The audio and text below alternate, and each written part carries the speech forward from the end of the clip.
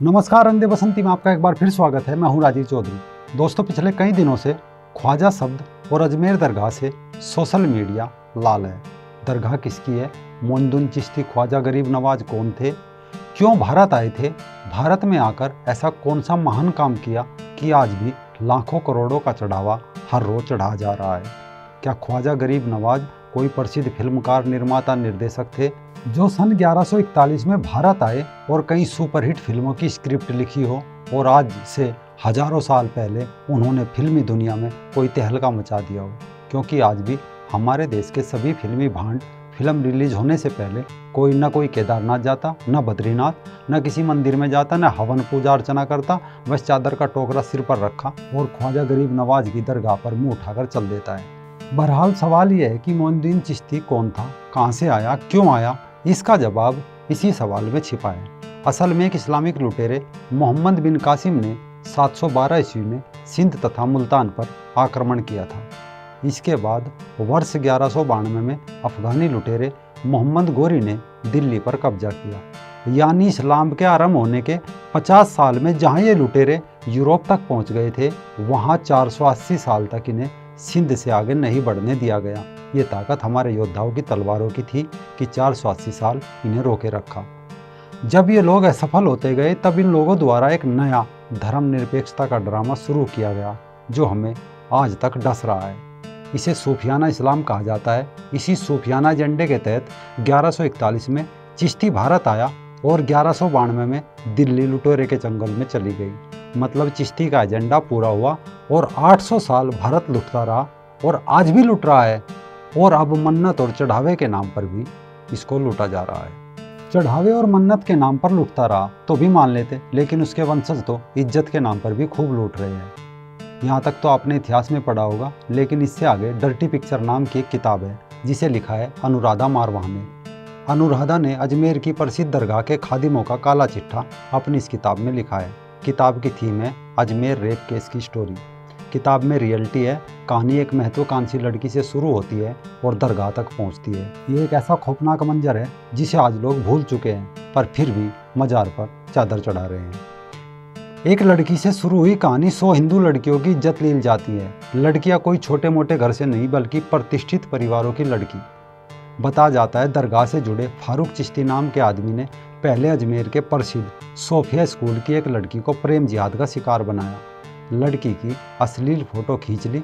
बाद में इस फोटो के जरिए ब्लैकमेल करके और लड़कियां बुलाई गई। डर कर लड़की अपनी दोस्तों को भी फार्म हाउस में ले जाने लगी। एक के बाद दूसरी, दूसरी के बाद तीसरी, ऐसा करके एक ही स्कूल की करीब 100 से ज़्यादा लड़कियों के साथ रेप हुआ। घर वालों की नज़रों के सामने ये लड़कियां फार्म हाउस पर जाती। कहते हैं कि बाकायदा गाड़ियां इन्हें लेने आती थी और घरों पर छोड़कर भी जाती थी। लड़कियों की रेप के वक्त फोटोज खींच ली जाती थी, फिर डरा धमकाकर और लड़कियों को बुलाया जाता था। ये भी कहा जाता है कि स्कूल की लड़कियों के साथ रेप करने में दरगाह के खादिम, नेता, सरकारी अधिकारी भी शामिल होते थे। यानी चढ़ावे में चढ़े हिंदुओं के पैसे से हिंदू बच्चियों का शिकार चल रहा था। फारूक चिश्ती, नफीस चिश्ती और अनवर चिश्ती, 3 युवा, तीनों ही यूथ कांग्रेस के लीडर थे। इनमें से फारूक प्रेसिडेंट की पोस्ट पर था, यानी अजमेर का युवा कांग्रेस अध्यक्ष। इन लोगों का परिवार अजमेर की प्रसिद्ध दरगाह के खादिमों यानी केयर टेकर से जुड़ा था। खादिमों तक पहुंच होने के कारण इनके पास राजनीतिक और धार्मिक दोनों ही तरह की पावर थी, जिसका इस्तेमाल ये लोग मासूम बच्चियों का रेप करने में कर रहे थे। बताया जाता है एक के बाद दूसरी, दूसरी के बाद तीसरी, ऐसा करके सोफिया स्कूल की करीब 100 से ज़्यादा लड़कियों के साथ ब्लैकमेल व घृणित बलात्कार हुआ। लड़कियां सब नाबालिग 10वीं 12वीं में पढ़ने वाली थी, मासूम किशोरियां थी। आश्चर्य की बात यह है कि रेप की गई लड़कियों में IAS और IPS की बेटियां भी शामिल थी। मतलब ये कि लड़कियां किसी गरीब या मिडिल क्लास बेबस घरों से नहीं थी, बल्कि अजमेर के जाने माने घरों से आने वाली बच्चियां थी। उस समय सोशल मीडिया नहीं था और न उस जमाने में आज की तरह डिजिटल कैमरे थे कि कोई एक बच्ची अपनी बात किसी तक पहुंचा देती। खैर, कैमरों की रील डलती थी और जब ये रील धुलने स्टूडियो में गई तो स्टूडियो भी चिश्ती के दोस्त और समुदाय वालों का ही था। स्टूडियो वाले ने भी एक्स्ट्रा कॉपी निकाल ली और वो भी इन मासूम लड़कियों का शोषण करने लगा और अपने दोस्तों से भी कराने लगा, जैसा कि कोर्ट में आरोप है। मतलब आखिर में कुल 18 ब्लैकमेलर हो गए और बलात्कार करने वाले इनसे कई गुना ज़्यादा।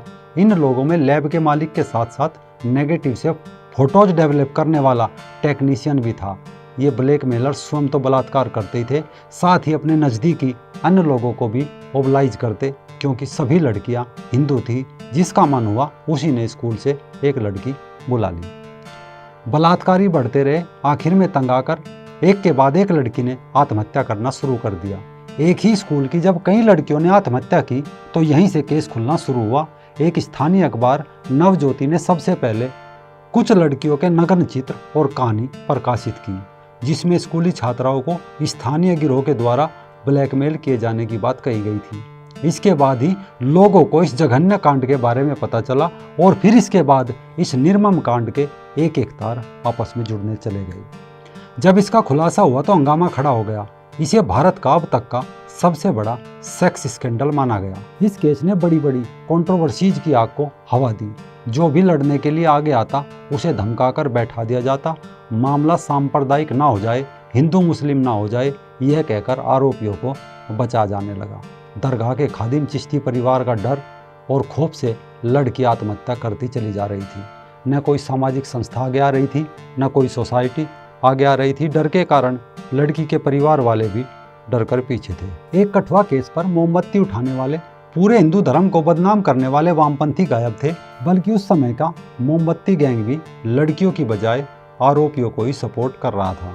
पुलिस के सामने केस था, पीड़िता थी, लेकिन प्रॉब्लम ये थी कि कोई सामने आने को तैयार नहीं था। कारण कांग्रेसी नेताओं और खूंखार अपराधियों के कनेक्शन की वजह से लोग मुंह नहीं खोल रहे थे।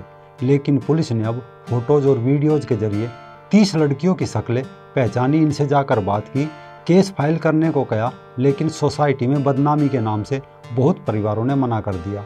खैर 12 लड़कियां ही केस फाइल करने को तैयार हुई, लेकिन दरगाह की ताकत इतनी थी कि बाद में धमकियां मिलने से इनमें से भी 10 लड़कियां पीछे हट गई। बाकी बची 2 लड़कियों ने ही इस केस को आगे बढ़ाया। इन लड़कियों ने 16 आदमियों को पहचाना, तब 11 लोगों को पुलिस ने अरेस्ट किया। अब कोर्ट में मुकदमा शुरू हुआ और जिला कोर्ट ने 8 लोगों को उम्र कैद की सजा सुनाई। इसी बीच फारूक चिश्ती ने अपना मेंटल बैलेंस खोने का सर्टिफिकेट पेश कर दिया, जिसकी वजह से उसकी ट्रायल पेंडिंग हो गई। बाद में डिस्ट्रिक्ट कोर्ट ने 4 आरोपियों की सजा कम करते उन्हें 10 साल के लिए जेल भेज दिया। कहा गया कि बलात्कारी ही तो है, 10 साल की सजा काफ़ी है। राजस्थान हाई कोर्ट के न्यायाधीश मोहम्मद रफीक की खंडपीठ ने पागलपन के सर्टिफिकेट के आधार पर फारूक चिश्ती को बरी किया था। याद रखिए, न्यायाधीश मोहम्मद रफीक की खंडपीठ ने फारूक चिश्ती को बरी किया था। अब जो 10 साल की सज़ा थी उसके खिलाफ राजस्थान सरकार सुप्रीम कोर्ट पहुंची, लेकिन सुप्रीम कोर्ट के जस्टिस एन संतोष हेगड़े और जस्टिस बीपी सिंह की बेंच को लगा कि इतने बलात्कारों के लिए 10 साल की सज़ा काफ़ी है और मामले में हाथ डालने से मना कर दिया। दरगाह के खादिम के रिश्तेदार फरार थे या बेल पर छूट गए थे। एक आरोपी सलीम नफीस चिश्ती को 19 साल बाद 2012 में पकड़ा भी गया था, लेकिन उसे तुरंत बेल मिल गई। अब उसके बारे में कोई खबर नहीं है। उसके बाद से इस केस के बारे में कोई खबर नहीं आई कि बलात्कारियों का क्या हुआ, सलीम कहाँ है, फारूक की दिमागी हालत ठीक हुई या नहीं। और हम तो सेकुलर लोग हैं, 28-30 साल पुरानी खबरें भला कौन याद रखता है। मतलब अजमेर बलात्कार कांड के अपराधी चिश्तियों में से कोई भी अब जेल में नहीं है। बाकी आप जोड़ते रह सकते हैं। एक बलात्कार की सज़ा 7 साल, तो 100 बलात्कार की सज़ा कितनी होगी? क्या इस पर हिंदी फिल्म बन सकती है? क्या कोई निर्माता, निर्देशक, अन्य लोग जो वहाँ मन्नत मांगने जाते हैं, क्या वो ख्वाजा की मजार से सवाल पूछेंगे कि जब सैकड़ों हिंदू लड़कियों की अस्मत उनके ही वंशजों द्वारा लूटी जा रही थी, तब वे कहाँ थे और किसकी मन्नत पूरी कर रहे थे? चढ़ावा हिंदुओं का ले रहे थे और मन्नत अपने वंशजों की, जिहादियों की पूरी कर रहे थे।